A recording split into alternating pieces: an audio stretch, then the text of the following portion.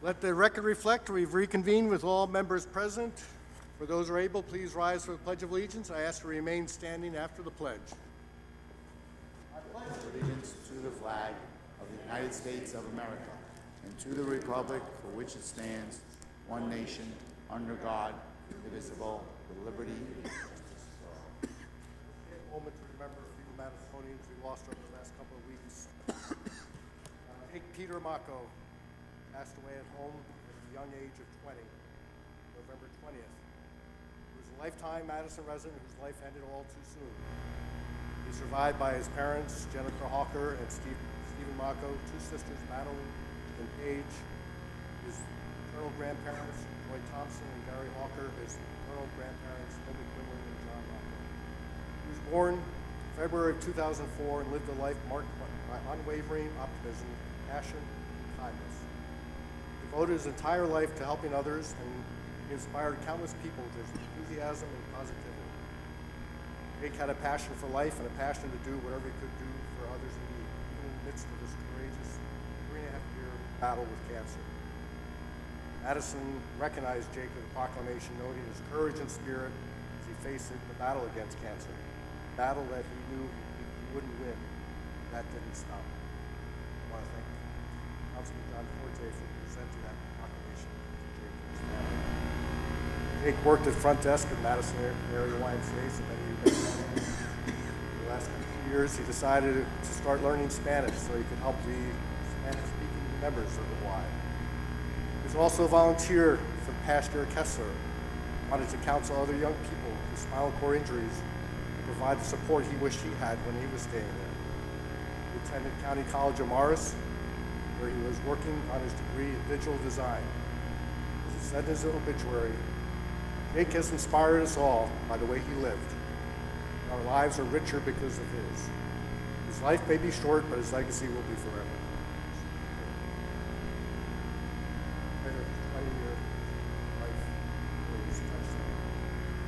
We also remember Anne Marie Clinton Cobb, passed away earlier this month, born in 1937. Her father was Arthur Clinton, and a doctor, and her mother, school teacher, Mary Cunningham. She began her working career at Haynes Department Store in Newark on high school graduation, after high school graduation, and then she was full-time basis with New Jersey Bell. She started as service representative, rising up to her business officer supervisor. Very rare for a woman at the time. In 1968, she was engaged to Andrew Cobb, a former crossing guards, combat veteran of the Korean War.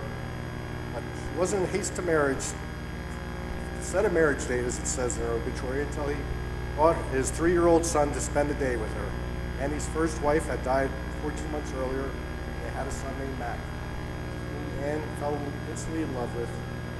And Anne and Andrew were married on May 11th, 1969, and moved to Madison to start their new life. They lived here for 50 years. In 72, they adopted their daughter Jennifer, who completed their family. It was a family that compelled her to depart from a full-time business world to provide her 2 children with a loving stay-at-home mother. In the late 70s, she started a successful business at home. For nearly 30 years, took care of roughly 40 children and their families to become a second mother to many. She was survived by her husband of 55 years, Andrew, father, his son Mac, and his wife Amy, 3 grandchildren. She's also survived by 2 siblings. Also, on November 19th, lost Sophocles John Gakos, better known as Bill, died at the age of 96. Family, faith, and patriotism was the most important in his life. Grew up in Morristown with his younger brothers, Peter and Emmanuel.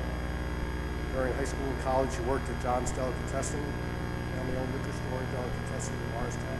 He attended high school at Bordentown Military Institute and graduated in 47. Went on to Seton Hall. Met his wife Xenia through his aunt and uncle. They were friends with father. They were engaged in 51. He was a veteran during the Korean War, but served stateside.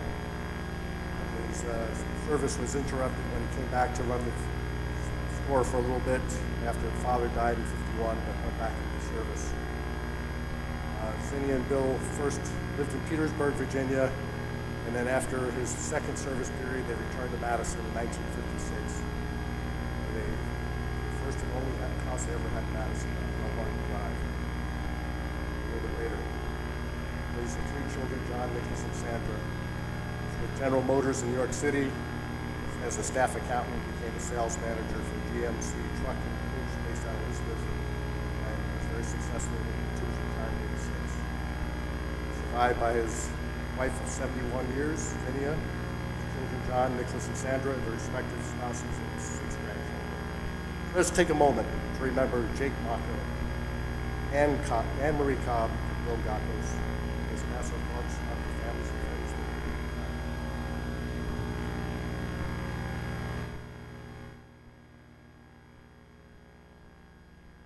Thank you.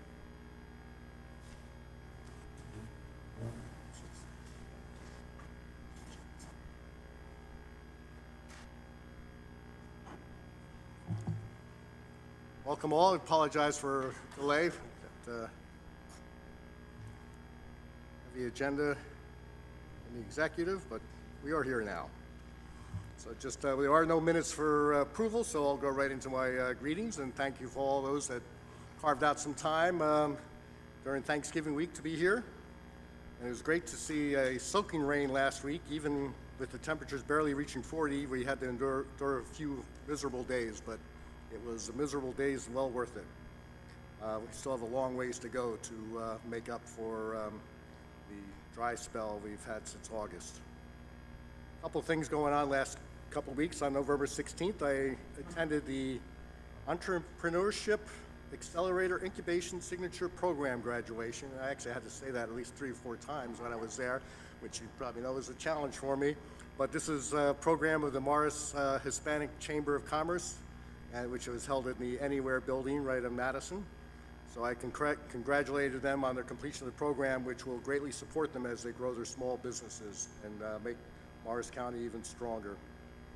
And then last week, along with Councilman Range and staff, I was at the annual League of Municipalities conference. This time I didn't attend many panels in the audience. I spent most of the time in the front moderating. I did one on community solar, working with Sustainable Jersey on that one. Also one on the state of state health insurance plans and alternatives. And the highest alternative they were pushing was the alternative we have turned to, so that was good. And then I did a roundtable on our Arrive program, which is now statewide in many communities. It's in every county. And this is, we will have a presentation on this probably in January. This is where our mental health professionals arrive together with police when responding to calls that include someone that may be facing a mental health crisis. And it's been incredibly successful in Madison and incredibly successful in communities across the state. And I want to thank Chief John Misha and Captain Joe Longo, who joined me on the panel. And also attended the Sustainable New Jersey lunch, and where Madison was recognized once again as a mid-sized community sustainable champion, and we received our silver certification with a total of 1,000 points. I think second place was hundreds of points behind. Someone will have to remind me, but it was an honor to do that. And I was running a little late, and I sat down, picked up the program, and saw that I was getting an award. So that was a nice little surprise, especially when I saw that the award was the Mayor Art Ondish Leadership Award. He was, until his death, the mayor of Mount Arlington, and to say, you can tell he was a special person because I know Sustainable Jersey has an award named for him, the League of Municipalities has an award named for him, and the Conference of Mayors has an award named for him. So he certainly left his mark. So for me to receive an award with his name on was very special to me. And you know, it was recognizing my work as a leader, as mayor, and putting Madison in the forefront as a sustainable community and making our difference. And really, it was a day of the mayor taking credit for all the work, as I see people in the front row, that is going on in Madison and Rachel's leadership. So thank you for making me look so good. I appreciate that. But we are consistently held up as a leader and the town to emulate. So we are doing amazing things. And then the next day, I was given an award from the New Jersey Municipal Management Association, their Distinguished Service Award for my years as a leader in government. And again, would not be possible without all the great work that's happening here in Madison. So thank you for making Madison stand above the rest and making me look so good. And then last week, the Morris County Commissioners approved an additional open space grant of $1,087,766. I'm not too sure exactly how that calculation came to, but we're very happy to get that because that is on top of the $5 million they gave us last year. So they were the first money in, and now an additional grant to support the purchase of the Drew Forest. And many thanks go to Communications Director Michael Plessier back there at the controls, and our consultant Barbara Heskins-Davis of the Land Conservancy in New Jersey for their work on the grant. Certainly a big thanks to the Morris County Commissioners and Open Space Committee for supporting the purchase of the Drew Forest with the grant, $5 million last year, and again the additional $1.1 this year. We're moving quickly to the finish line, and it would not have been possible without the support from the county. And that's all I have for now, and we'll go on to reports from committees. Public Safety, Council President Range. Thank you, Mayor. From the Police Department this evening, the Police Department has been planning for Friday's Christmas parade for the last several weeks. The department will have a full complement of officers present on scene, and safety measures will be in place to ensure that everyone who attends feels safe and secure. The Planning Committee has also worked with federal, state, and county partners to ensure a safe event. We will have additional barriers up the line of Main Street, so there are no safety issues with visitors crossing the street during the parade or children running into the street to get candy and other goodies. We ask that everyone follow all safety protocols that are put in place. This is a great way to kick off the holiday season in Madison, and we look forward to seeing everyone on Friday night. Also remember, too, as we enter the holiday season, to be cautious driving around town, particularly around the holiday displays and the Santa visit locations near the train station. As the mayor mentioned last week at the League of Municipalities Conference, Captain Longo and Chief Misha took part in the Mayor's Roundtable to discuss the ARRIVE program, along with our partners at the county. The ARRIVE program is a program where counselors are partnered with police officers to handle calls for individuals in mental crisis.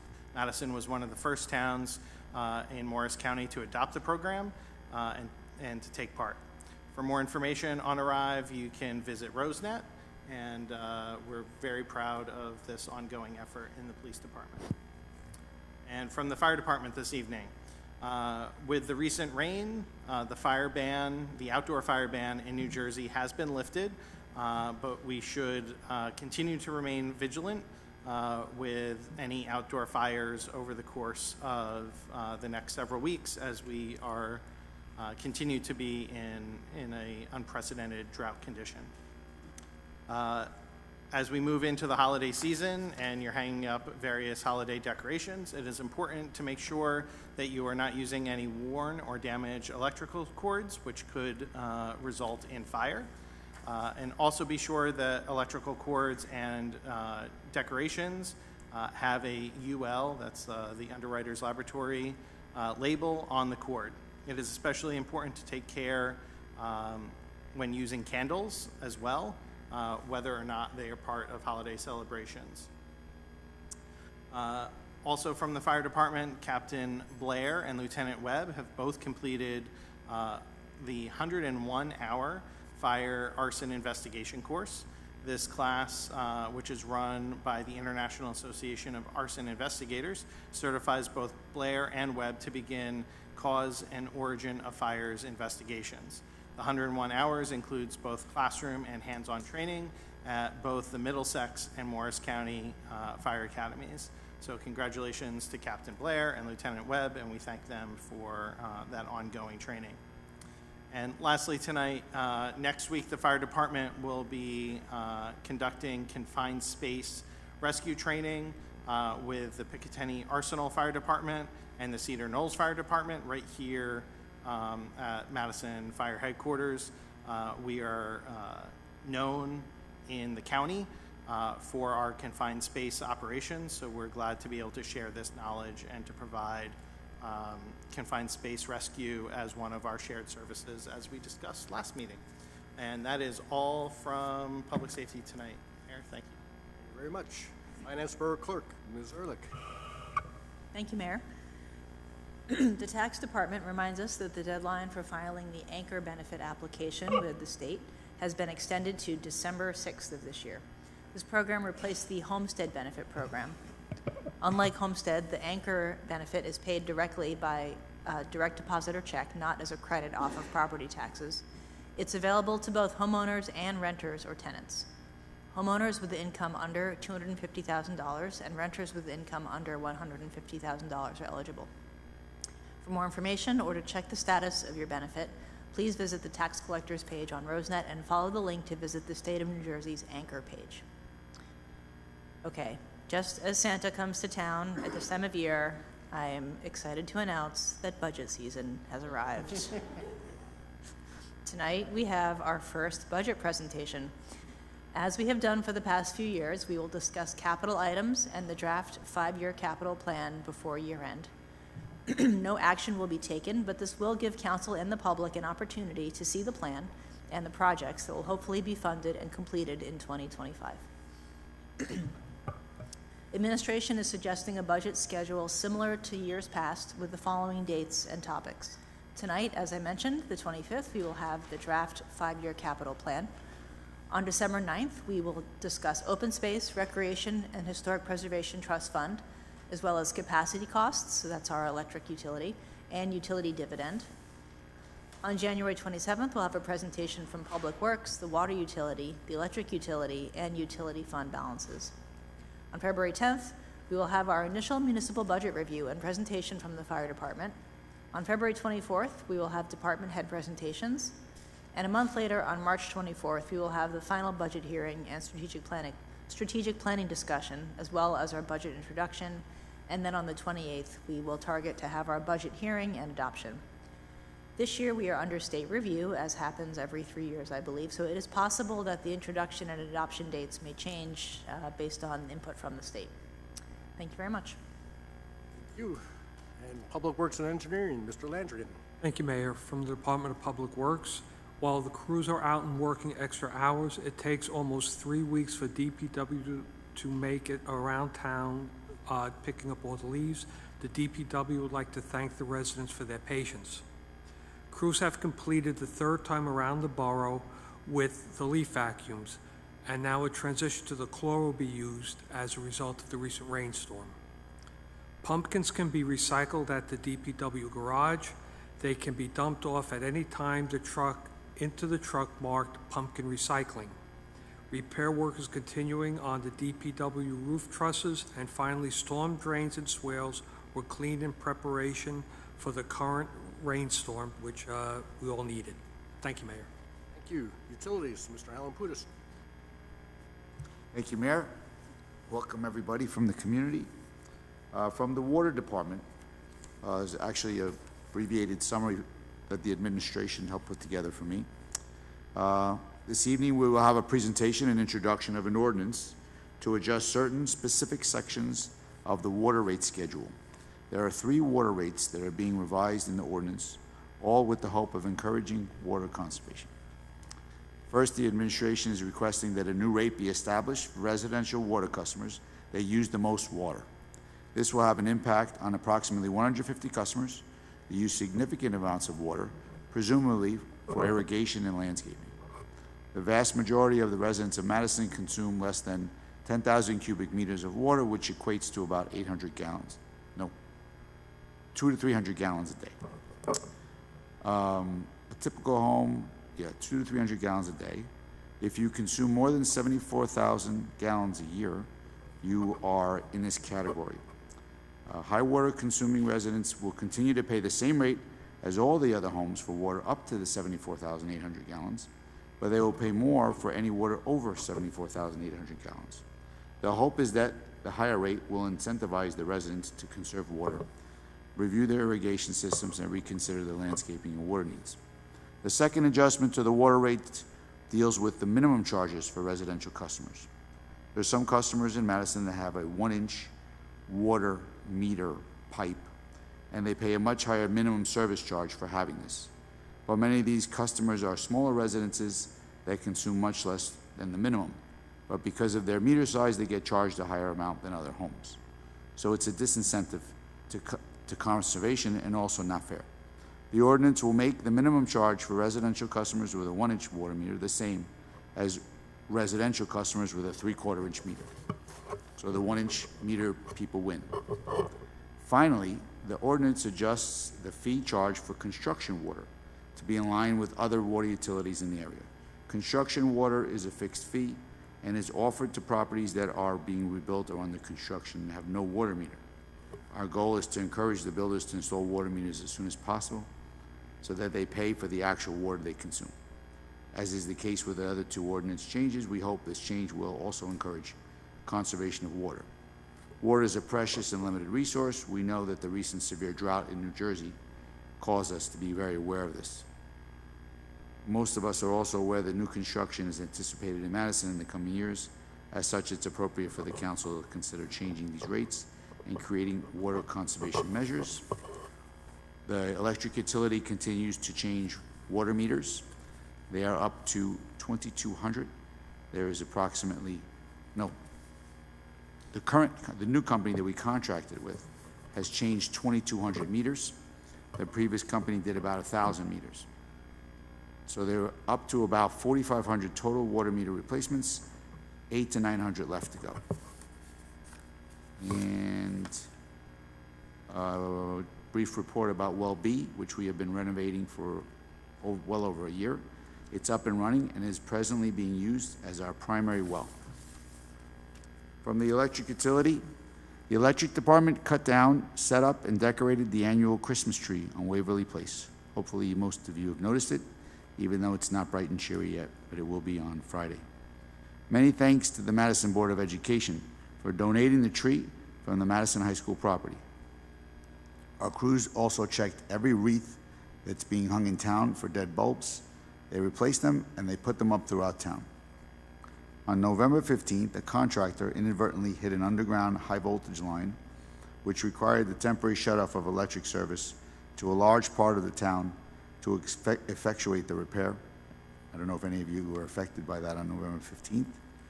Electric Superintendent Vince Patty coordinated an emergency meeting with the administration, DPW, police, fire, and communications to develop and implement a restoration plan to minimize the disruption to the Board of Ed, businesses, and our residents. Due to the coordinated response, full power was restored within an hour.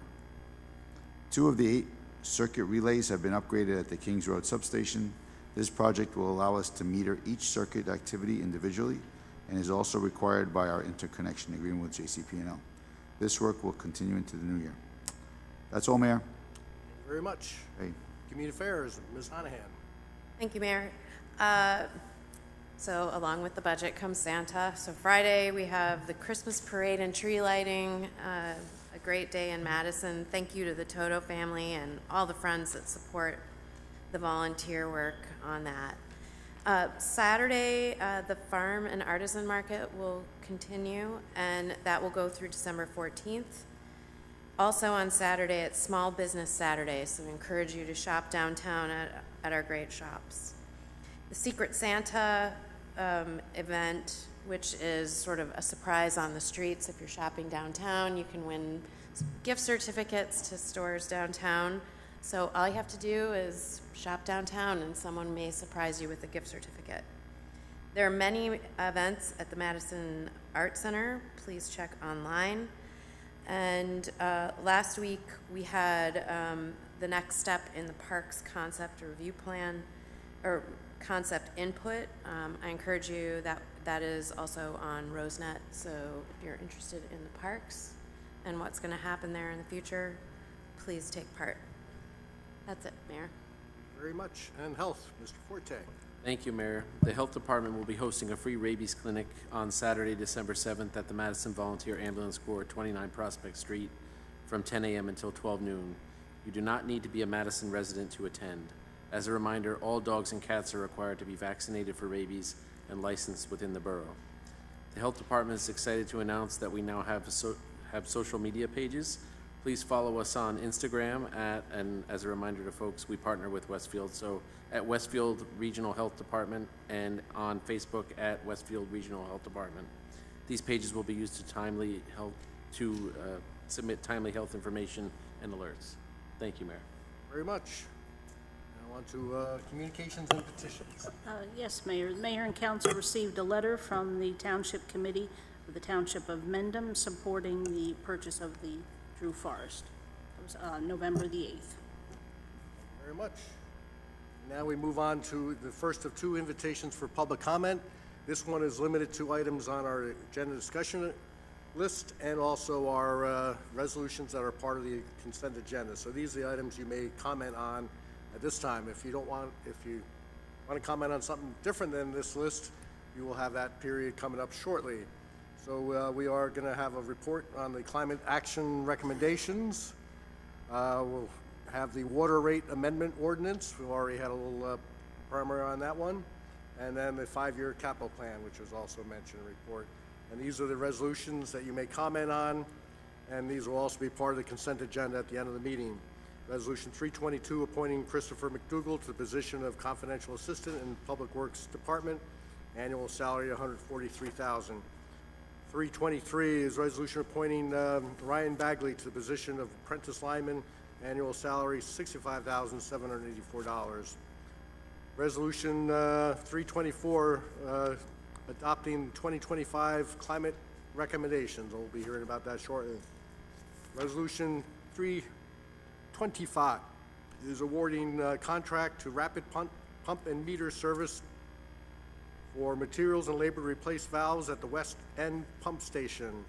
And this is based on bid of $94,800 and is being funded through Ordinance 27-2024. Resolution 326 is appointing Patricia Finelli to the position of substitute crossing guard, annual salary of $21.45 an hour. Resolution 327 is authorizing Sustainable Jersey Climate Vulnerability Assessment Technical Assistant application. Resolution 328 is approving change order for the truss work in the DPW garage for $62,750, and this is being funded through Ordinance 32-2024. Resolution 329 is awarding another contract to Rapid Pump and Meter Service to supply and install a Taskmaster grinder at the Candlewood Pump Station, amount of $50,675, funded through Ordinance 4-2024. Resolution 330 is approving raffle licenses submitted by the Madison Ice Hockey Booster Club. Resolution 331 is submission application for funding for Highlands Council for land acquisition grant funds to purchase a portion of tax block 3001 Lot 1, which is the Drew Forest. And so this is to support the purchase of the Drew Forest. Resolution 332 is appointing Michael Giordano to the position of foreman in the Madison Roads Department, and this is in salary consistent with the collective bargaining agreement.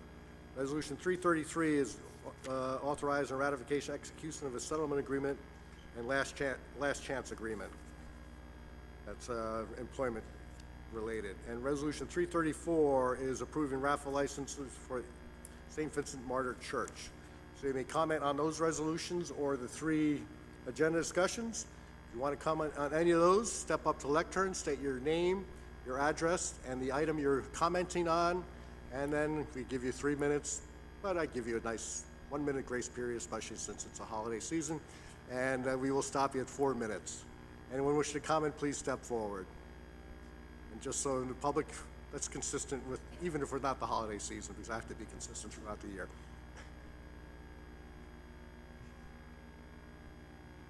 Judy Kroll, 27 Laurel Way. I'm here representing Friends of Drew Forest, and I wanted to say that we're pleased and very thankful for the opportunity of the grant related to the Highlands application. and which would support securing the Drew Forest, and we look forward to hearing that outcome.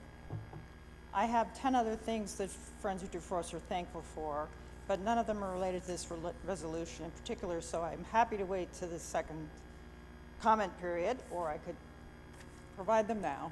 I think the resolution allows you some latitude with the, Very good.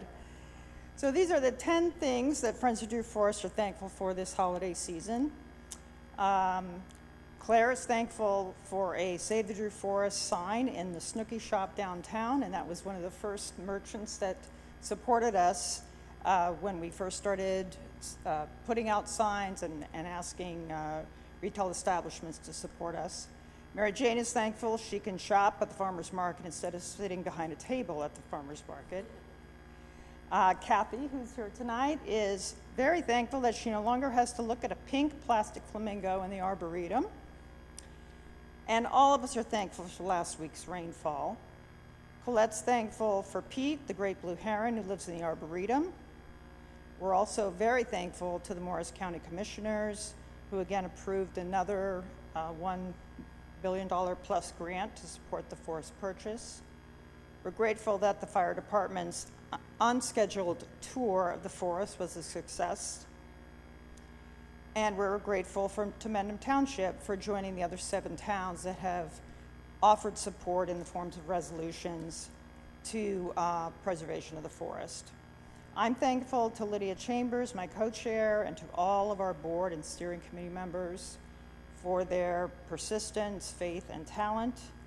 And the number one thing we're thankful for, back in December 2021, when we first sang to you and performed 12 Days of Christmas in the Drew Forest, we had no idea what reaction you would have, and it really could have gone either way.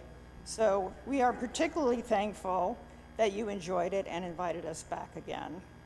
So happy Thanksgiving to all of you, and thanks again for all of your work on the forest. thank you very much. Happy Thanksgiving. Anyone else wish to comment on resolutions or the 3 agenda items? Seeing none, I close this part of the meeting. And we go to climate action recommendations. Rachel?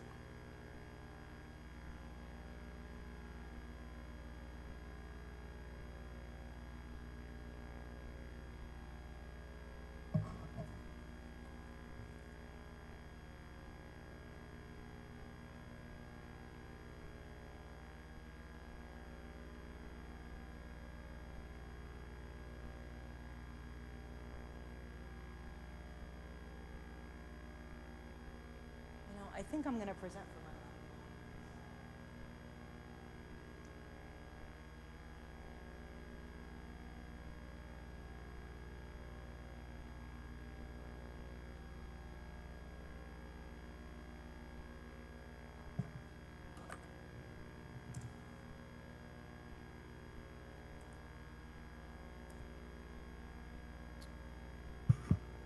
I think before I start, I want to acknowledge that the entire Climate Action Committee is here, sitting in the front row. So it's like we're all presenting to you, all of us together.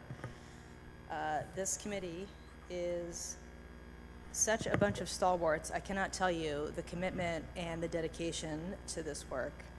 And the fact that they are all here tonight to answer questions and show support for these recommendations is a testament to the years that we have spent working together to do this work for the borough, to mitigate climate impacts to our town, and to increase resiliency.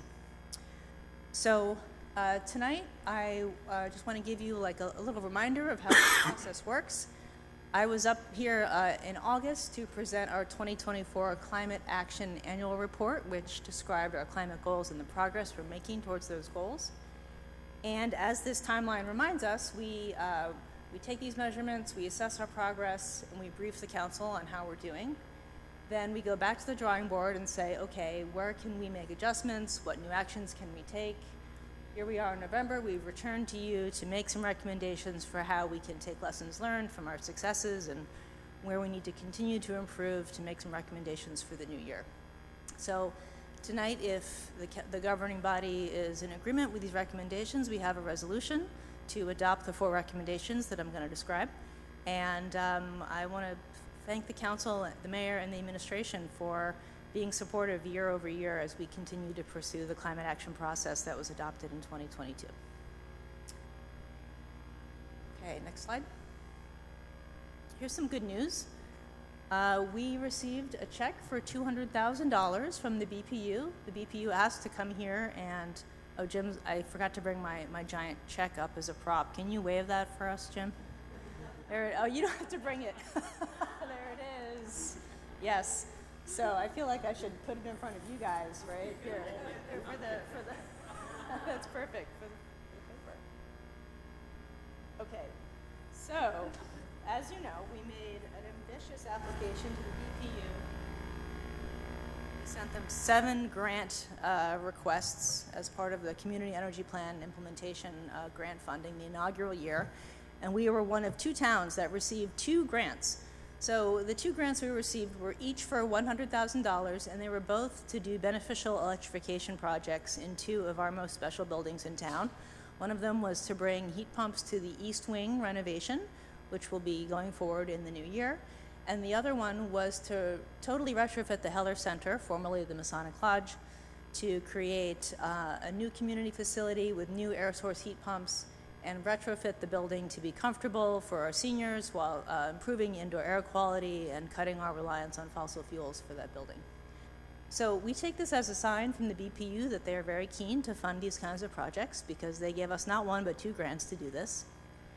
And the great news about this is that it helps us meet our goal, which we adopted 2 years ago, of reducing our carbon pollution in all of Madison buildings by 90% by 2050. So these 2 buildings are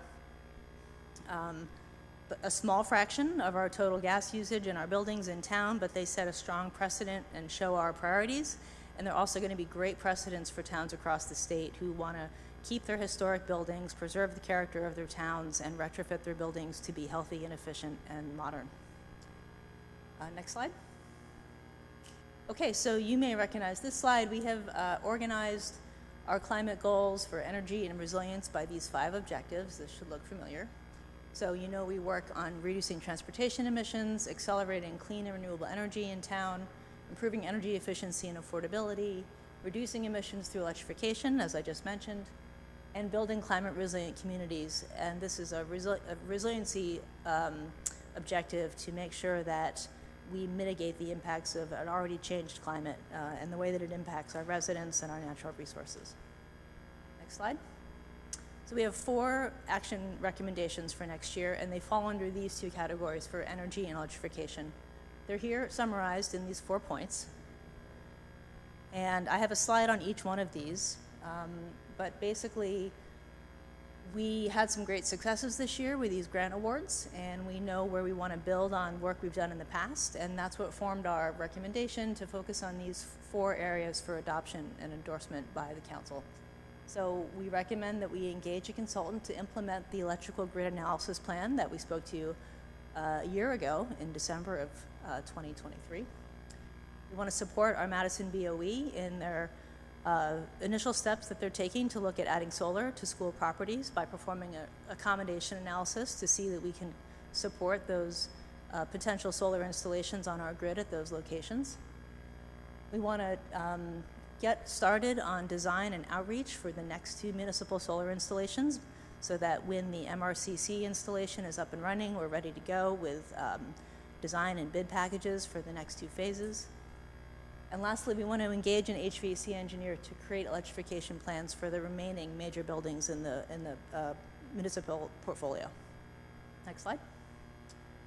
Okay, so this should look familiar. The first recommendation pertains to this great GIS implementation and benefits plan that was created by Asplin Engineering as part of our community energy plan process last year.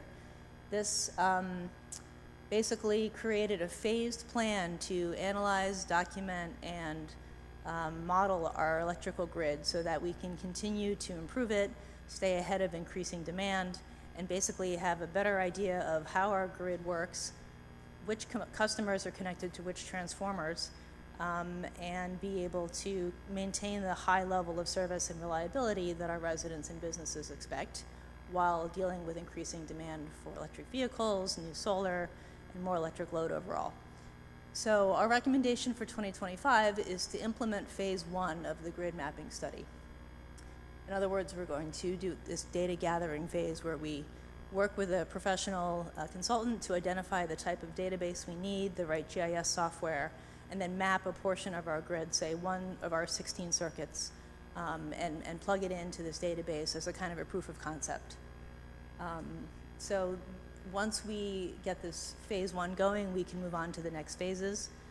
We're excited to get this started. We had the full support of the Utility Advisory Committee last year on this, and we think it's time to go ahead. Next slide. Okay, this map should look familiar too. This was a study that shows the locations with these green boxes for the municipally owned solar installations that we've discussed before. This was a study that was done in 2022 to confirm that the grid could support the addition of on-site generation at these locations, which happened to be at the end of these circuits. So the idea was to just check from an engineering perspective whether we could be adding power at the circuits at these locations. So this was done for the municipal PV installations, and the recommendation is now that the BOE has shown some interest in potentially installing solar at school sites, the borough should go ahead and do the same analysis for the public school sites to confirm that there is no barrier, technical or otherwise, to adding PVs at the schools. Next slide. Okay, so I understand there was a walkthrough recently at the MRCC to talk about getting started on construction for our new PV project that's going to begin construction soon. Now that we've gone through a little bit of a learning curve and some bumps along the way, getting those documents designed and bid out, and we're finally on the brink of getting into construction, the committee recommends that we undertake outreach and design for additional sites so that we don't have another 1 or 2 year design and development phase waiting to bring the next set of PVs online. So the idea here is to use the lessons learned, start on the next phase, and then once the MRCC PVs are up and running, we can go out and begin the next phase. Okay, this last one builds on the success of the 2 grants I mentioned. We were awarded $200,000 for electrification of these 2 projects, the East Wing and the Heller Center. So one of the reasons these 2 applications were so successful was because we were ready to go with a concept plan, with cost estimating. We had the information ready to submit to the BPU for grant approval, and we were successful. So it was extremely helpful to have that detailed design engineering information and cost estimating ready to go, and it certainly helped us in securing this money. So our recommendation is to prepare for additional rounds of grant funding and just be, planning ahead for obsolescence. When the equipment that's in these buildings needs to be replaced, we should have a plan in place to improve it with high efficiency all electric heat pump systems in the future. So the recommendation here is to bring on an HVAC engineer who can start the planning for this process now. So we're not doing it on an emergency basis, so we have the information ready to go for grants, and basically to be prepared as opportunities arise to do this work on an emergent basis if need be. Okay. So tonight's resolution that we have up for your consideration is for the governing body to adopt or endorse these recommendations and signal to the borough administration, to the department heads, that these things are a priority that we should pursue in the new year. We've worked with Jim Burnett, who has talked with us about some of the costs related to the professional services, for instance, for hiring an HVAC engineer or doing phase 1 of the grid analysis plan. And we've vetted that from a budget perspective. But in addition to those 4 items that we're explicitly seeking your endorsement for, we wanted to just give you an idea of some of the additional initiatives that are ongoing. The Climate Action Committee is small but mighty and always has a list of 100 things that we're trying to advance, develop, or learn more about in the new year. And so for each of the 8 energy goals, there's 4 on this page and 3 on the next page. We have a couple of initiatives. I'm not going to read through them all, but you can see that we want to continue in all these categories. the senior shuttle, EV, looking at how to encourage more residential and commercial solar. Let's see, next slide. This long-standing goal of trying to figure out how we can put a real cost on what it would mean to buy more renewable energy for a wholesale purchase that we then distribute through our Madison grid. And then the last two on here, these initiatives are the actions that we recommended for tonight, and that's work that's going to be ongoing in the new year, assuming the council adopts this resolution. And on one more slide, we have a couple of initiatives in place for our 4 resiliency initiatives. These pertain to stormwater, mitigating increased temperatures, identifying and addressing social vulnerabilities, and striving for health equity. So we have a lot of work in progress with other committees, Sustainable Madison and the Environmental Commission, to see how we can help, strengthen our residents and our infrastructure against the changed climate that we know is already here. Some of these things, I'll mention this one. Oops. The municipal land use law requires that we adopt a climate change related hazard vulnerability assessment in our next master plan adjustment as a new element to our master plan. And I think you'll maybe recall that one of the resolutions we're adopting tonight is to seek free technical assistance from Sustainable Jersey to help prepare the CCRHVA, which we're genuinely interested in helping to identify those vulnerabilities and see if we can stay ahead of the regulatory curve that's going to require us to adopt this assessment in the next couple of years. I think that's it. The last slide just invites questions or comments from anyone. And before I wrap up, I just want to thank Peter Freed, Mary Ellen Hennessy-Jones, Kirsten Wallenstein, and Kathy Cacavelli for their work. And they're all expert in their subject matter for this material. And if there's questions that you have on any one of these things, all 5 of us are here to take your questions. So thanks, everyone. Thank you. Bob? First of all, I just want to say that I believe this is very well thought out. It wasn't done in a bubble. You looked at the cost of all these initiatives. You consulted with Jim, and you took the budget into account, so I think that is very important. One thing that I did notice is that you're concerned about the infrastructure to be able to support it. Now, I understand about current electric vehicles and these buildings that we're in now, but I'm more concerned about future developments that may be thrust upon the borough to meet other housing needs. Will you be involved in that as well? Because that's going to put a tremendous strain on our infrastructure, both electrical and water. Will you be involved in that as well? Well, I think it's worth noting that the borough administration and the governing body, the department heads, have really been forward-thinking in terms of how we imagine future development, the kind of development we want in terms of how it can have the least impact on our infrastructure and the demands on our environment. And so I think that's baked into the thinking about any future development in town. But I think more to the point, I think we can all be proud of how Madison has consistently been prudent in planning for those future demands. We've always set aside funds, operational and capital funds to manage our infrastructure well. So, I can't think of another town that's more well prepared to take on these unknowns that are coming. And I'm hoping that with, the ongoing commitment to research and recommendations that committees like ours and other committees in the borough that are, volunteers who are also thinking ahead and want the best for the borough, that there's a level of expert input that will help us be the best we can be as these changes come. That's all good news. I know the work the borough has done, but I'm also very happy or more at ease now to know that you will be involved in this. So thank you very much. Thanks, Bob.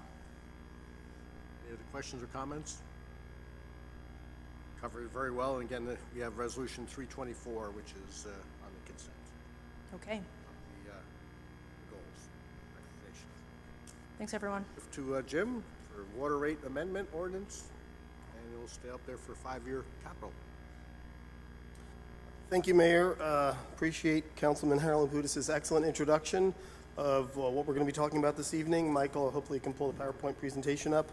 This presentation will be available on RoseNet. It is similar to one that was given to Council in December of 2022. So I'm going to kind of go through some of the slides quite quickly. There's a description of the water department on the next page. And then the next page after that, it gives you the amount of water that we build, 73 million cubic feet of water that we build, and brought in approximately $2.7 million for the Borough of Madison for the water utility. The next slide shows our current rate structure for all customers, residential and commercial. And it's a very small graduated increase from different consumption amounts, 0 to 1,000 cubic feet, 1,000 to 3,000 cubic feet, and 3,000 on up.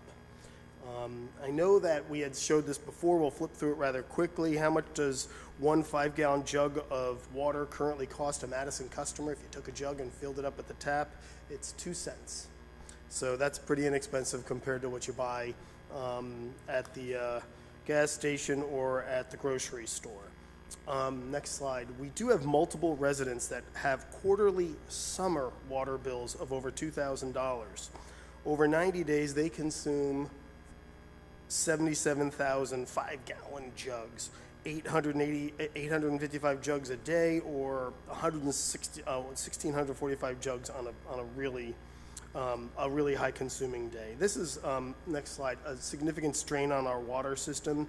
On the hottest days of the year, we're pumping 3.2 million gallons a day. Some of our pumps are just running 24/7 to fill up the tanks. Pumps are low, they're filling up the water tanks up high, they're pumping water into the system and keeping that water tank at the proper level.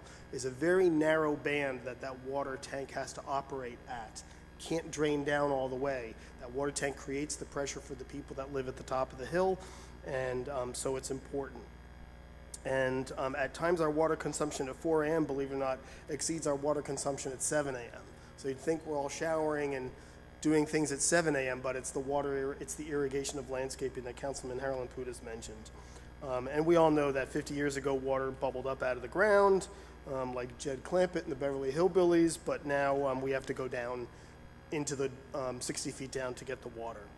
So if you go to the, oh, thank you, Mike, we're already there.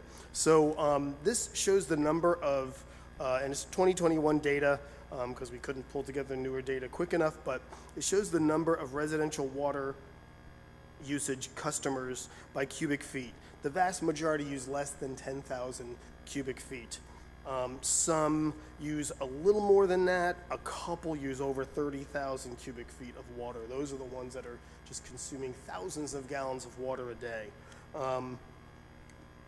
It's just 1.5 or 74 out of 4,725 customers consume over 20,000 cubic feet of water. If you go to the next slide, Michael, thank you. We are proposing a rate increase, as mentioned by Council Harold Pudas, for customers that consume over 10,000 cubic feet of water. The first 10,000 cubic feet, it's the same exact rate. You can see the left and the right is the same exact rate table. But once you consume over 10,000 feet, 10,001, that 1 cubic foot over 10,000 will be charged at a higher rate.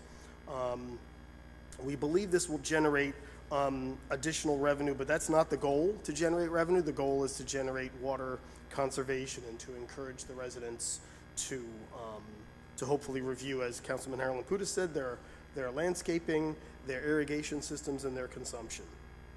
The rate change would be implemented in January 2025 and would only impact 420 bills out of 19,000 bills that we send out annually. We send out 4 bills per customer. So only 420 bills would have any impact at all. So this is really impacting the very, very high consumers. The next slide shows our current rates and proposed rates and compares them to Randolph, Denville, Chatham, and I want to point out on the last one, SMCMUA, which some people will know stands for Southeast Morris County Municipal Utility Authority. And you can see that over 6,000, the bottom line on this table, over 6,100 cubic feet and up, if you're in that area, you're going to pay 9.8 cents. Our suggested rate is over 10,000, not 6,000, and only 7 cents, not 9.8 cents. So, so we're not as high as others, but we think that this is a good start to encourage people to hopefully change. If we go to the next slide, Michael's so good, he's faster than I am. You can see that some customers, the top 20, will see a difference in their bill. Maybe people don't, maybe customer number 20, the bottom of the table, doesn't even notice that their bill went from $1,300 to $1,700. It's possible, but there will be a difference if they continue to consume this amount. And hopefully they'll stop consuming that, because it's over I think it's over 840 gallons a day that they have to consume to get to 10,000 cubic feet in a quarter. So it's a significant amount. As Councilman Harold Putis said, most houses consume 200 to 300 to 400 gallons a day. So that's the first major change in the ordinance that's up for introduction this evening that administration is advancing. The second is that customers that have a 1-inch water meter, it's just the pipe that came in. Somebody decided, probably decided before you even bought your house, what size of service was going to come into the house. A 1-inch water meter just has a higher minimum service charge. There are some very small residents, condos and alike, that have a 1-inch water meter, a 1-inch pipe coming in and a 1-inch water meter. Because of that, they're paying a higher minimum service charge. They may only consume $35 worth of water in a month, but they're getting charged for $50. I mean, the end result is they could be like, hey, come on over, wash your car, I'm going to take a longer shower, I'm going to clean my sidewalks off with my hose because I'm paying for it, I might as well use it. That's silly and it's unfair. So we'd like to change that so any resident that has a 1-inch water meter would just get charged the same as most of the other residents, which are 3/4 inch and 5/8 inch meters. So that's just equitable and we think appropriate. The second and final change has to do with construction water. Right now, when a house is torn down or when a construction site occurs, they will tap the water and there will be no meter on that water because it might be a spigot right at the curb or right in the beginning of the property. The house or property isn't even built to put a meter in. We charge them a small amount of construction fee for water, and it's basically unmetered water. We don't know how much they're consuming. And typically the developers will not flip over until and have their meter installed until the very end when they're literally selling the house. They might be having sprinklers on for days and days, watering their landscaping. We don't want that to happen. We want to encourage the developers to install meters sooner, and they can. If you say you dug a foundation or tore the house down in February and you're building it in April and May, you can install that meter in June, and then you're just going to get billed for what you consume. The amount that we chose is similar, is at $400 per quarter, which is similar to what Chatham charges. Chatham actually charges $150 a month. They bill monthly for their water. So $450 a quarter. And it's an incentive to say, hey, I don't want to keep paying this. I'm going to get, as soon as I can, put a meter in there. So that is the hope, that we can encourage the developers to switch away from construction water and incentivize them to get the meter installed as soon as possible. So those are the three major changes that are advanced and outlined in the ordinance that is before you for introduction this evening. All right, good. I've got a couple of questions coming right out, and then obviously take some others. Obviously, the first part, which is taking the high-end users, so it's not a revenue grab, it's more of a incentive to cut back, and so I think is very good, and certainly has been demonstrated over the last couple of months that we need to remind people that the water is not unlimited. The one thing I'm wondering about on the construction meter, the Chatham model versus ours, if a builder pays for the extra, has to go into another quarter, so he's paid $450, there might be an incentive just to, all right, I'm going to keep running that water for the quarter since I just paid for it, as opposed to the monthly. I guess we can see how this goes, and maybe come back and go to We'll prorate the bill, Mayor. If they paid $450 in November 1st, Okay. and they came to us tomorrow and said we want to put the meter in. we'd prorate that bill and pay them back $300. So you should make sure they know that. They will definitely know it. Yep. And certainly the meter, I think the justification for the higher service charge, I think, was the assumption that the larger the line coming in the house, you're putting a higher demand on, you can pull off more water at a faster rate than someone else can. Most likely for especially smaller homes, there's probably a reducer valve right after the meter. And so here they're paying a surcharge and they can't even take advantage of the extra large line. So I think that's a good thing. So all good. Other comments? We'll start with Rachel, Bob, and then Melissa. Thanks, Jim. This was a really clear presentation. I just want to pass along a message from the chair of the Environmental Commission, who is, Claire and the commission are really eager to support the borough in doing education around conservation. The idea being that raising the rates, but not helping people understand, why the rates went up in terms of conservation, why conservation is important. You're going to miss people who are just going to pay the bill and not think twice about it. So the MEC is ready and eager to partner with the borough on the education portion of this. Bob? Yeah, Melissa? First a comment and then, kind of two comments. First about the water bubbling up from the ground.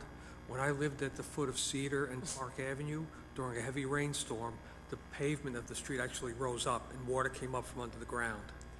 That tells me, I guarantee that hasn't happened recently, so I think the underground aquifers have dropped significantly. And now, as a regular Joe in town using water, I take a shower in the morning. On a good day, maybe a little bit longer, but, average day, 3 to 5 minutes.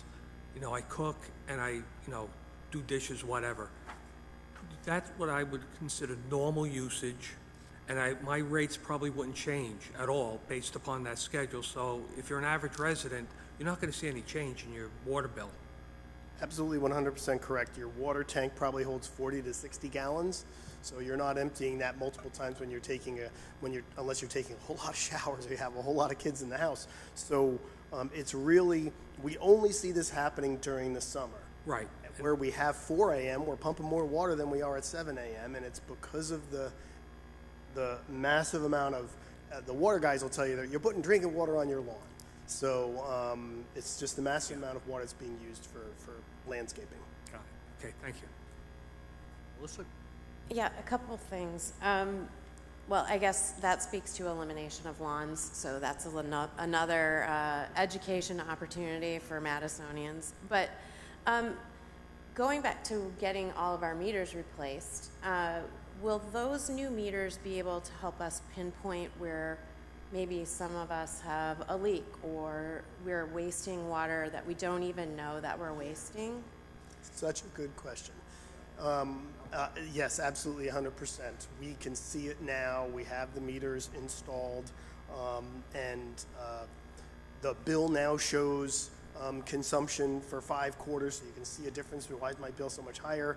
And but we can also see it. We haven't yet resolved or solved all of the software issues to trigger an alarm for us properly. We're getting like 250 alarms a day, and we know that's not the case, but we do comb through it, and if we see someone that has an issue, we absolutely are able to notify them sooner with our new meters, yes. Okay, that's great.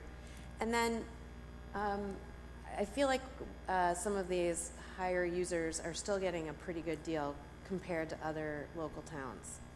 So I'm curious if there is a way, bundled with education, to build in step increases over subsequent years for people who continue to waste water, that's just how I see it. Because it is a conservation effort. It is not a financial grab. So it's a pretty easy thing to put. The building software system, I've talked to some of you about it. I look at Eric, it can be a little difficult and painful to work with, but that is one of the things we can do very easily. In a matter of minutes, put in another level. So If down the road you want to say, hey, let's be like Southeast Mars, it's going to be 3 to 6,000, and then there's going to be another trigger level, and then over 10,000 there'll be another trigger level. We can put those in rather quickly. If you consume a certain amount of water, you'll see on your bill, it'll only say 1 water rate, or if you triggered the next level, it'll go 2. If you trigger the next level, it'll go 3. So it pretty easily can be accommodated and done. So, and that I think is actually a really good idea to revisit this in a year. And I would say to Councilwoman Ehrlich's comment, it's pretty easy for us to identify those 300 customers that are really consuming a lot, so we can send them a bill and say, hey, you may not know this. We're not doing this to shame you, but, well, I wouldn't say that, but maybe in parentheses that's being said, but this is how much you're consuming, and it's a lot. And so please consider drought-resistant landscaping. Please consider getting a high-performance irrigation system that recognizes when it's raining, and please look for ways to conserve water. So, Tom? Where's my refund? refund for what? A refund for the water leak that I had in the spring and nobody told me about. It was a big one. My sprinkler system was leaking for a while. Was it? I caught it. Sorry to hear that. You weren't sorry. You were so happy. No, I'm not. I don't want to waste the water, Tom. What do you mean? I don't want to waste I was mentioning before to Ray that in lieu of just sending some of these high consumption residents the next bill next summer with a higher rate, which maybe they won't notice. We're not really sure if they're paying attention. Maybe we send them a notice. I think that's what Rachel was. You were saying education. I don't know if the MEC is saying. Exactly. Let's write a letter to these 300 homeowners or some message saying our rates have changed. You probably aren't aware of it, and this is what's going to happen this summer. So is that kind of what you were intimating? Yeah, and pairing that with some, education about why we need to conserve, right? People don't think of water as being a precious resource, maybe. Mm-hmm. I also want to say I left out Sustainable Madison, who is, I'm looking at Kathy, equally eager. So we have a lot of volunteers who are really keen on this. And so I think we could blanket these people with education, is my guess. Sure. As, to be truly effective, we want to save the water before it's used. So if we let the bill give the message, that means we've just allowed a whole lot of water be put into the ground instead of kept in the aquifer as opposed to the education. So okay, yeah, that's very good. A very good friend of mine's twin brother used to consume a lot of water, but my friend Ray Cody told his brother, hey, maybe you want to look at how much you consume, and he's no longer in the top customer tier. So. Education's good. And with that, so that's ordinance 37. It's listed for introduction, and now we'll shift to the 5-year capital plan. We've done this many years. I don't want to get too much into the weeds on this. This is a draft document. You will hear from each of the department heads when they give their budget presentations about the specifics that are baked into this document. The main thing to note is that we still have a robust plan in 2025 of, boy, that's hard to read, Michael, I apologize, of $3 million in engineering and public works, and then additional funds in both the electric utility, water utility, police, and fire. So for a total of about $4.5 million of capital spending next year. We have a number of capital ordinances. I'll come back at the next council meeting and cancel those. That'll help us reclaim the remaining dollars to use. And we'll be talking at the next council meeting about certain budget assumptions and capacity costs and issues like that are going to impact this. But there's still major capital programs involved. There will not be a significant road program next year. If you look at page 2, you'll see that there's basically very little road programs. We were planning on doing Waverly Place, but have, at the guidance of Mayor Conley, have decided that this year is going to be a planning year in the next 3 or 4 months, and then we'll be ready to go with a project in 2026. So that pushed off a significant project into 2026. We also are still short in the engineering department. So it seemed like it wasn't the right thing to be pushing a lot of projects through when we didn't have the staff to properly maintain them. So road reconstruction projects were curtailed significantly, but milling and overlay will continue, and all the other projects, stormwater, building improvements, sanitary sewer, and others, other items will be continue to happen. Public Works and on page 7 on Public Works, I want to bring to everyone's attention that we're going to have an ongoing line for signage.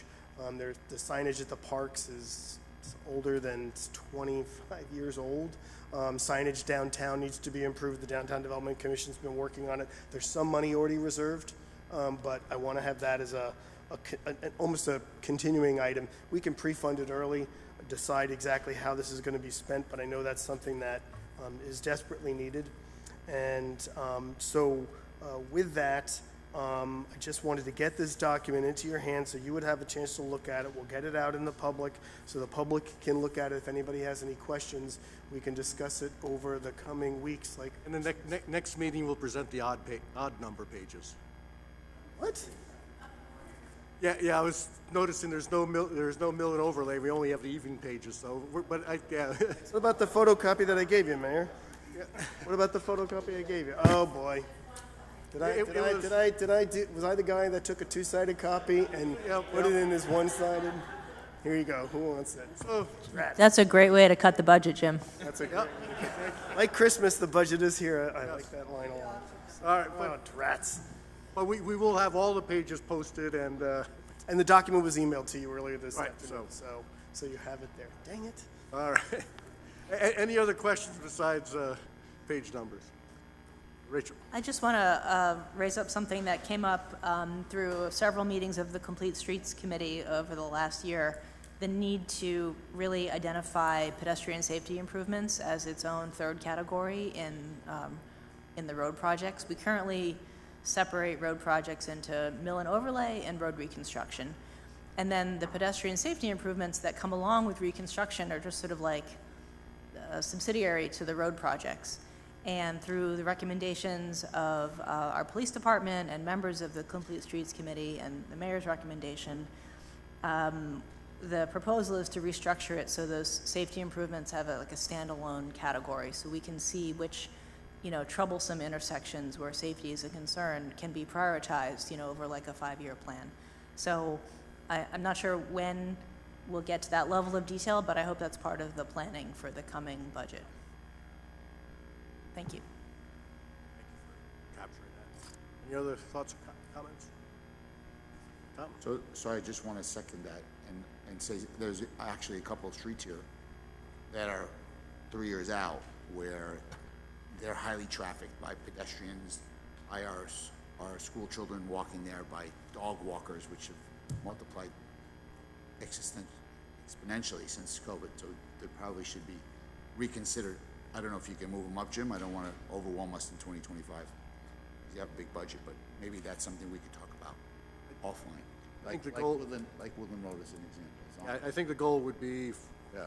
when we do the final presentation of the 5 years for this year, not to wait to 2026, but for this year to have the pedestrian and safety improvements in a separate category.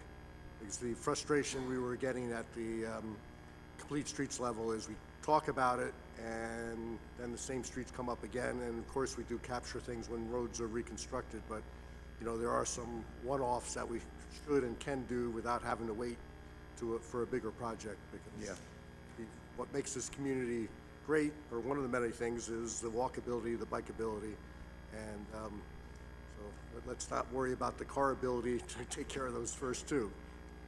So one more question, Jim, if you don't mind. I'm wondering, there's this project we've been asking you about that's connected to the DDC's planning that they had done a few years ago about gateway signage. So I don't know if you have that budgeted in here. Might be on one of the odd number pages, Tom. I did reference it. Let's see. How strategic. Oh, drats, it's on page 7, yes. Well, no, you would have gotten that. Did you get odd number? Yeah. So anyway, there's $175,000 in 2025, and then 75,000 in 26, 27, 28. And during the budget process, we can discuss that. We can have Lisa Ellis give a presentation and get an understanding whether we need to put more into that line or not. Okay, so it's in there. We're talking about. Thanks, Jim. Thank you very much. Anything else? All right, thank you very much. Move on for ordinance for hearing, which we have none because we had a short time frame in between meetings, but just a reminder that the ordinances that were introduced at the last meeting, we have one that will be heard at a special meeting on December 2nd, and that will be via Zoom. So look for the advertisement for that one. All the others will be heard on December 9th. And now we move on to our second of invitation for public comment. This is when you may comment on any topic. Please, when you are ready, step forward, state your name and address, write the same on the clipboard, and try to keep your comments to 3 minutes, but we give you the 1 minute grace. Did you have something else to? Yes, I did, Mayor. I'm here, Jim Burnett, 60½ Main Street, Madison. I'm here as a resident. Apartment 1A. Here's a resident, a member of the Presbyterian Church of Madison, and volunteer at Hillside Cemetery. The cemetery is a sacred and historic place with gravestones dating back over 270 years before the Revolution. I'm sad to say the cemetery has been the victim of senseless vandalism. A copy of this document was sent to the mayor and council. Multiple tombstones were damaged, knocked over, and broken into multiple pieces. Some of the markers were over 170 years old. And unfortunately, this is not a one-off thing. There have been multiple separate incidents of vandalism that have happened over the last 8 days. The cemetery volunteers will try to do some repairs, but we can't reverse the damage. A copy of some of the damaged stones has been sent to council. We've spoken with the police, we'll be installing cameras, and we will be talking to staff at the junior school because quite a few students walk through the cemetery. The cemetery committee will also be issuing a press release. We encourage anyone with information on the vandalism to please contact the Madison Police Department. And if you see any suspicious activity going forward, please also contact the police. We're doing all of this because we want to notify the public of this issue and hopefully stop it from happening again. Thank you. Thank you for sharing. It's a shame, and hopefully we can stop it. It's an issue over the years. Kathy Cacavalli, 82 Central Avenue, Madison. So I have a couple comments I wasn't planning to make. They're backed up to Rachel's remarks about putting a pedestrian safety line in the road improvement plan. So equally important is to have a line for green infrastructure. If we're really doing complete streets, they include not only pedestrian and safety for all, but also green infrastructure. The state asks us to do complete and green streets. So I would like to see that focused. And I will say that there is a checklist that the state has put out that maybe we could consider following as we do road improvement plans to see that we're hitting all the buttons for a truly complete street. I also want to mention that Morris County is in process of doing a safety action plan, and they invite participation from municipalities. And I definitely think that we should take an active role in inputting our thoughts into that process. But now I'm going to say some things that maybe you've already heard from the mayor. So I just want to thank the mayor and council, the borough administration, department heads, and employees throughout the borough who recognize the importance of working towards sustainability and resiliency in these times of climate change. You enable us, most of us are also on the Sustainable Madison Committee, the Sustainable Madison Committee, our town's green team, to submit a diversity and wealth of actions to the Sustainable Jersey platform. This year again, our municipality, for the 6th time since 2009, has been recognized as the mid-sized champion. And we have broken our own record, earning an amazing 1,000 points based on our actions. This is the highest number of points of any municipality in New Jersey certifying in 2024. no matter what size the town. We should all be proud. Oh, and yes, a special congratulations to Mayor Conley for receiving Sustainable Jersey's Mayor Art Ondish Leadership Award this year. The award recognizes a leader of a Sustainable Jersey certified community who has provided ideas, policy support, and resources to enable the Green Team to achieve success at the local level and contribute to the statewide movement. I am so proud of our mayor, our volunteers, and our town. Thank you. Thank you, Kathy. Anyone else wishing to comment, please step forward.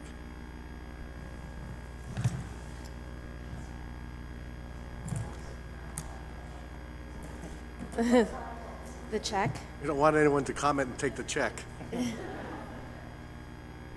Hi, I'm Alex Jennings, 6 Edgewood Road.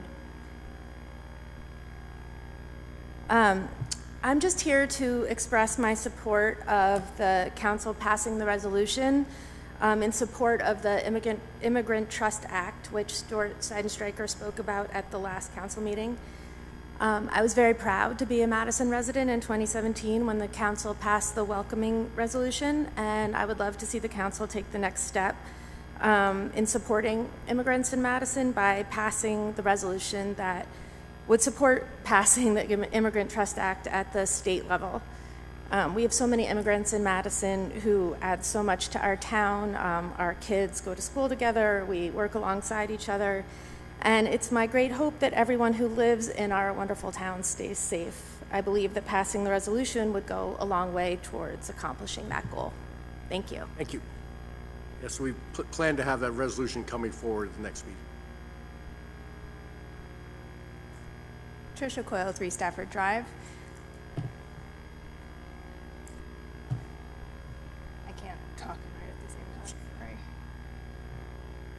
sorry. I also wanted to speak on the same topic, and I think Alex speaks so well to our Madison values and how the welcoming resolution of 2017 really spoke to me about our values. So I wanted to just mention why I support it also, but for very practical reasons. I think that we have a federal government who's responsible for immigration policy and enforcement. And I think that, if you think about what Maya Angelou said about, when someone shows you who they are, you should believe them the first time. So I think that we have an administration coming in that is clearly animated by its antipathy towards immigrants. So I expect to see swift action against immigrant communities. I do not believe that our local police and other leaders should be involved in that action. We pay a lot of taxes, both at the federal level, state level, and locally. Our local and state level should go to supporting our communities, and deporting people is not that. I also was very grateful. For me this Thanksgiving, as the mother of a child at Torrey J, I am glad that when children saw something, they said something. So I think that the value of community policing, that children in our community feel safe going to figures of authority to report when they see something wrong, is crucially important to our safety. And I think that's something we should very much continue.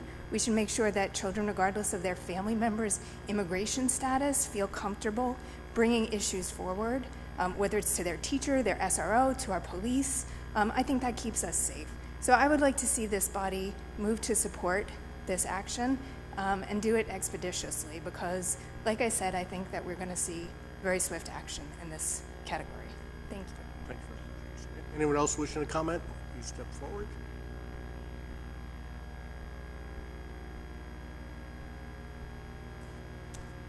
Lisa Jordan, 36B, Lewannica Way.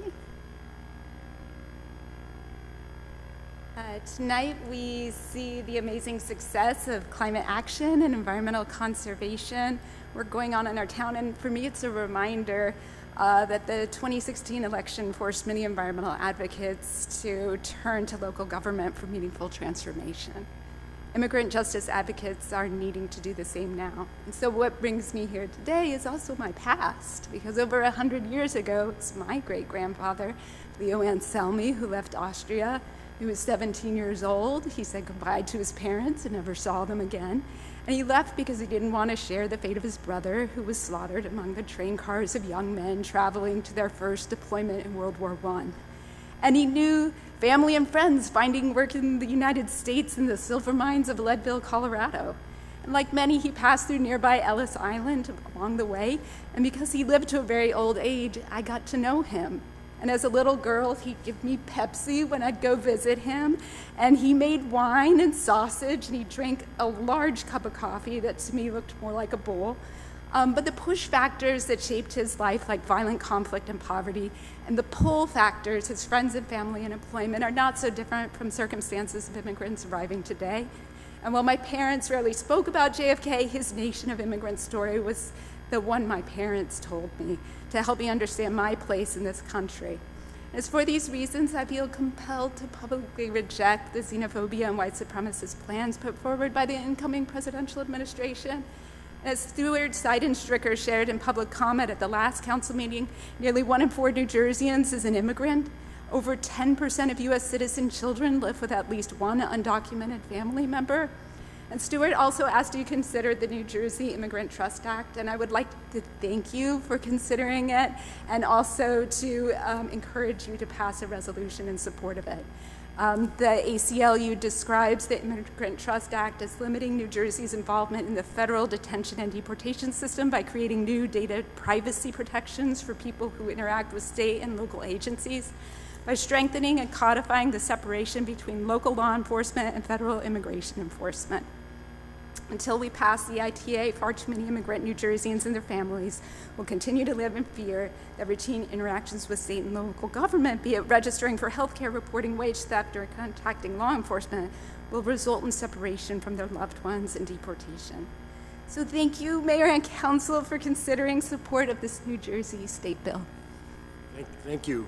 Anyone else wishing to comment, please step forward. Peter Freed, 38 Morris Place.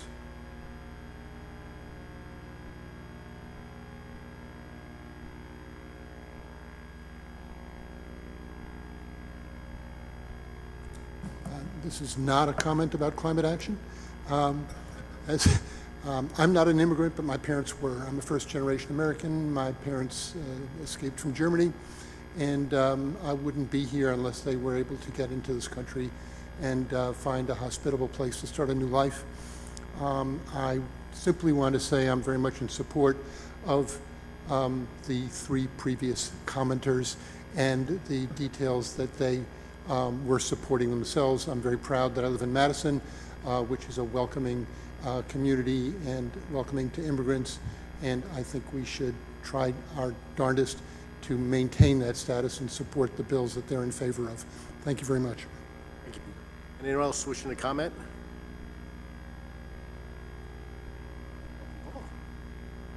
Everyone, Paul Daly, 32 Longview. I actually came out tonight to talk about the Complete Streets Committee and to echo Councilwoman Ehrlich's comments about having a 3rd category specifically for pedestrian safety, and to argue for a broader perspective on what we should be looking at, because it's not just where the accidents occur. A lot of times the least safe places where no one's even walking in the first place, so you're not having the accidents. So I think, and I've been on the Complete Streets Committee for 2 or 3 years now. I just, I feel like there's a lot more work that could and should be getting done through that committee that would benefit virtually every other part of the town. That's what I came here to say, but after hearing the comments about the immigration, I just wanted to second everything that they said, and I'm very happy that they came out and spoke about it, because it is a very important issue. So thank you very much. Thank you for taking time, Paul. Anyone else wishing to comment, please step forward.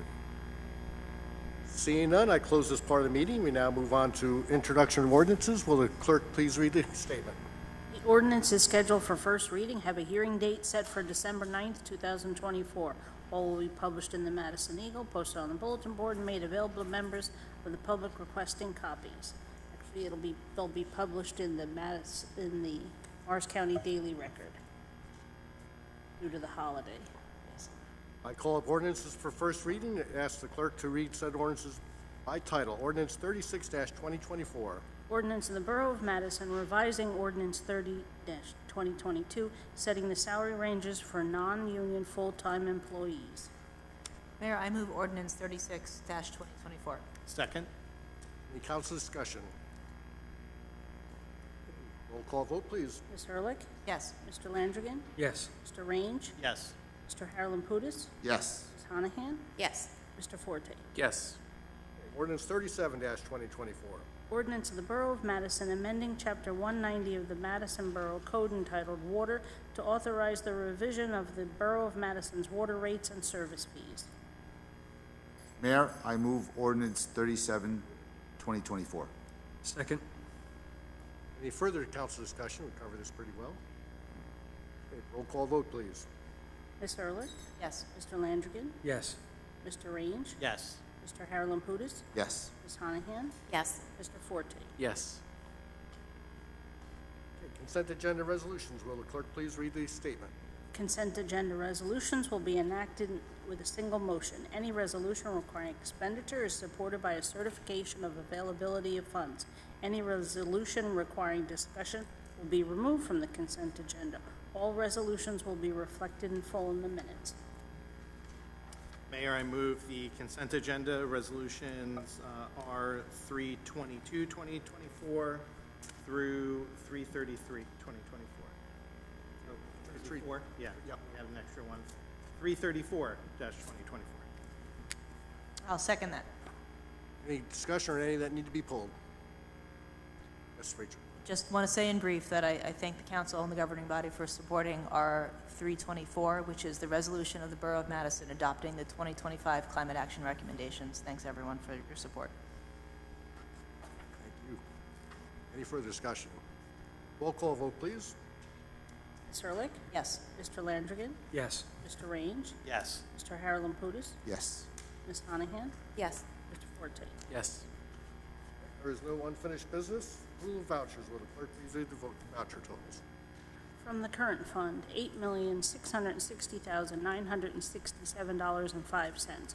From the general capital fund, $9,290.34. From the electric operating fund, $481,574.54. From the electric capital fund, $18,476.12. From the water operating fund, $41,064.25. From the water capital fund, $68,062.50. And from the trust, $81,492.50. The total is $9,360,900.30. Mayor, I move approval of the vouchers. Second. Any council discussion? Roll call vote, please. Ms. Ehrlich? Yes. Mr. Landrigan? Yes. Mr. Range? Yes. Mr. Harlan Pudis? Yes. Ms. Hanahan? Yes. Mr. Forte? Yes. And just two quick things under new business. One, reorganization meeting will be on Thursday, January 2nd, time to be determined, but I figure late afternoon, early evening most likely, but we will announce the time once we finalize that, January 2nd. And the second new business is for all to have a happy and healthy Thanksgiving, and hope whether you're staying here in Madison, which is what you're supposed to do, or traveling, make it a great one. Yeah. And with that, Mayor, I move to adjourn. all in favor? Aye. Aye. Thank you.